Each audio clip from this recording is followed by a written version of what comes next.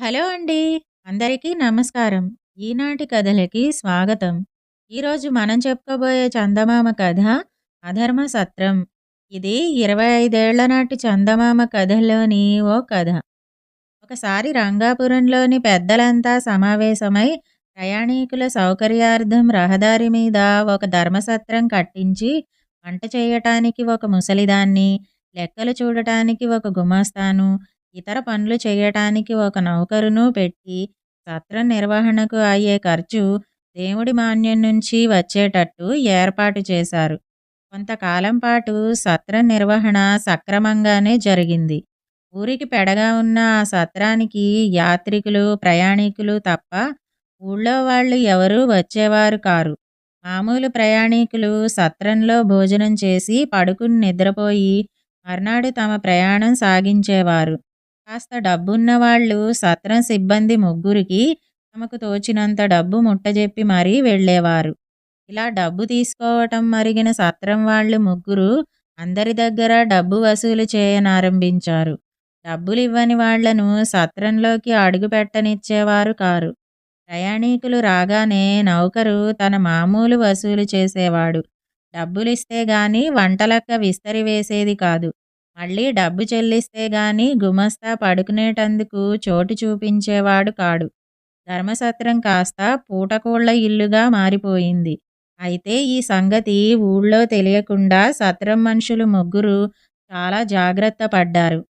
ఇలా ఉండగా ఒకసారి ఒక యువకుడు ఆర్యాపురం పోతూ చీకటి పడి రంగాపురపు సత్రం చేరి అక్కడ బస చేద్దామనుకున్నాడు. కానీ అతని వద్ద డబ్బు లేకపోవటం చేత సత్రం మనుషులు అతన్ని బయటికి గెంటేశారు. అతను ఆ రాత్రి తిండి లేక సత్రం వెలుపల ఏ చెట్టు కిందనో నిద్రపోయి మర్నాడు ఆర్యాపురం చేరుకుని తనకు జరిగిన అనుభవం తన మిత్రులకు చెప్పాడు. ఈ సంగతి విన్నవారిలో రామయ్య అనేవాడు ఆ సత్రం మనుషులకు బుద్ధి చెప్పాలని నిశ్చయించుకుని ఒక నౌకరును వెంటబెట్టుకుని రాత్రి భోజనాల వేళకు రంగాపురం సత్రం ప్రాంతాలకు చేరాడు.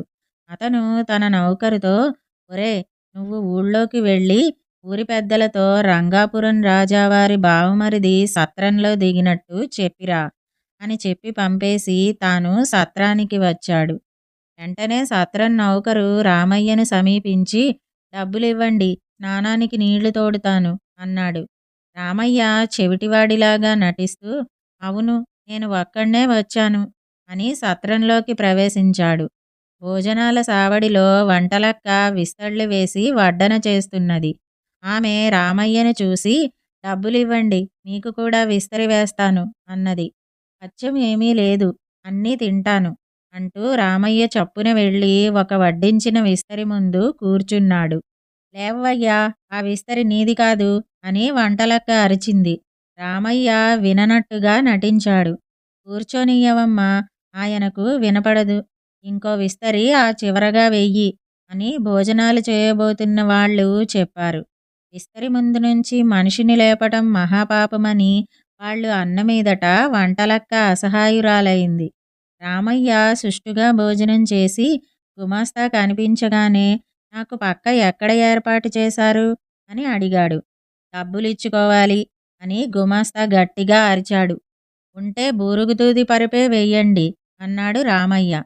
గుమాస్తా అవతలికి వెళ్ళి నౌకరుతో, ఒరేయ్, ఆ చెవిటివాణ్ణి బయటికి గెంటేయి, ఈ సత్రం తన బాబుగారి ఆస్తి అనుకుంటున్నట్టున్నాడు అన్నాడు.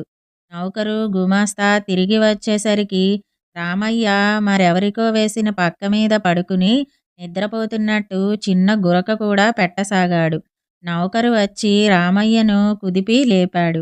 రామయ్య కళ్ళు తెరిచి, ఏమిటి కథ అన్నాడు. ఓ ముందు బయటికి అన్నాడు గుమాస్తా గట్టిగా. ఈ పక్క నాకు చాలా సుఖంగా ఉన్నది, దీనిమీదే నిద్రపోతాను అన్నాడు రామయ్య. బయటికి ఈడ్చేయక చూస్తావేన్రా అని గుమాస్తా అరుస్తున్నాడు.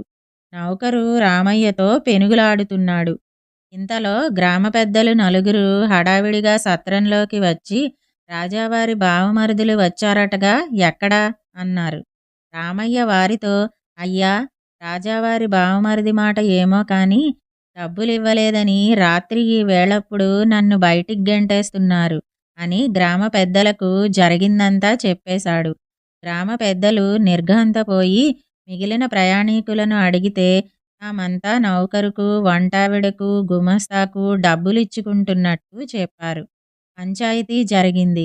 సత్రంలో పందికొక్కులల్లే చేరి ముగ్గురు చాలా డబ్బు పోగు చేసినట్టు రుజువయింది. గ్రామ పెద్దలు వాళ్లకు జరిమానా విధించి పనిలో నుంచి తొలగించి కొత్త వాళ్లను నియమించి అప్పుడప్పుడు తాము వంతుల ప్రకారం వచ్చి సత్రం నిర్వహణను తనిఖీ చేసేటట్టు నిశ్చయించారు. ఇదండి అధర్మ సత్రం అనే 25 ఏళ్ల నాటి చందమామ కథ. ఇప్పుడు మరో కథని కూడా మనం చెప్పుకుందాం. మూగజీవి సాక్ష్యం అనే కథ విందాం. సిళ్ళంగేరి గ్రామంలో భీమయ్య అనే రైతు ఉండేవాడు. అతడు తనకున్న 4 ఎకరాల పొలంలో గుమ్మడికాయలు కాయించి వాటిని దాపులో ఉన్న కోలార్ పట్టణంలోని దుకాణదారుకు అమ్ముతూ ఉండేవాడు. ఒకసారి భీమయ్యకు దూర ప్రాంతాల ఉన్న బంధువులను చూసి రావలసిన అవసరం కలిగింది.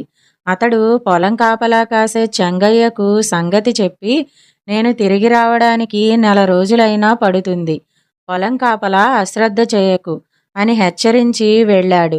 చెంగయ్య 4-5 రోజులకొకసారి తన కొడుకు ఒంటెద్దు బండిలో 10-12 గుమ్మడికాయలను వేసుకుని కోలార్ పట్టణంలోని దుకాణదారుకు అమ్మసాగాడు.